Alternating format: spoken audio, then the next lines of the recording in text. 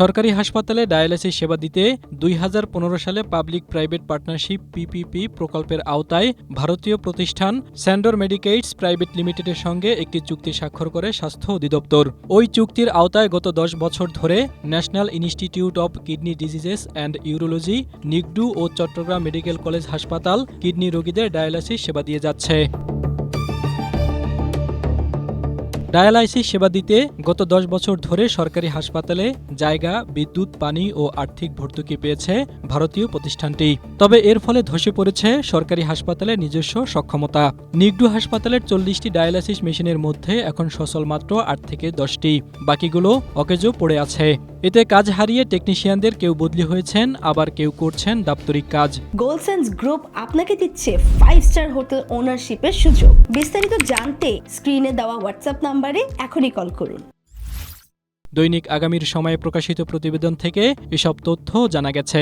প্রতিবেদনে বলা হয়েছে, স্যান্ডরের ডায়ালাইসিস সেবায় বর্তমানে প্রতিটি সেশনে সরকারকে 2,777 টাকা ভর্তুকি দিতে হচ্ছে।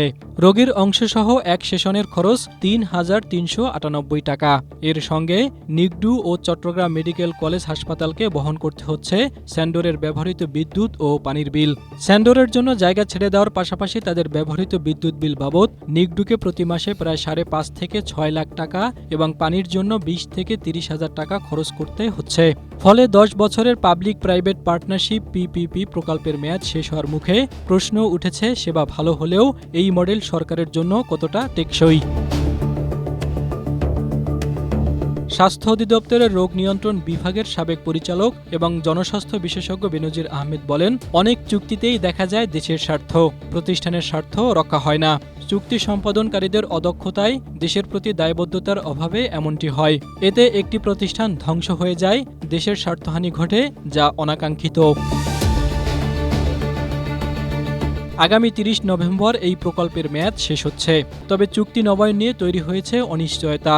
কারণ দেশের হাসপাতালগুলো নিজস্ব ব্যবস্থাপনায় ডায়ালাইসিস সেন্টার চালাতে চায়। এজন্য চিকিৎসক, নার্স, টেকনিশিয়ান ও যন্ত্রপাতি চেয়ে স্বাস্থ্য মন্ত্রণালয়ে আবেদন করা হয়েছে। জাহিদুল ইসলাম, এশিয়া পোস্ট।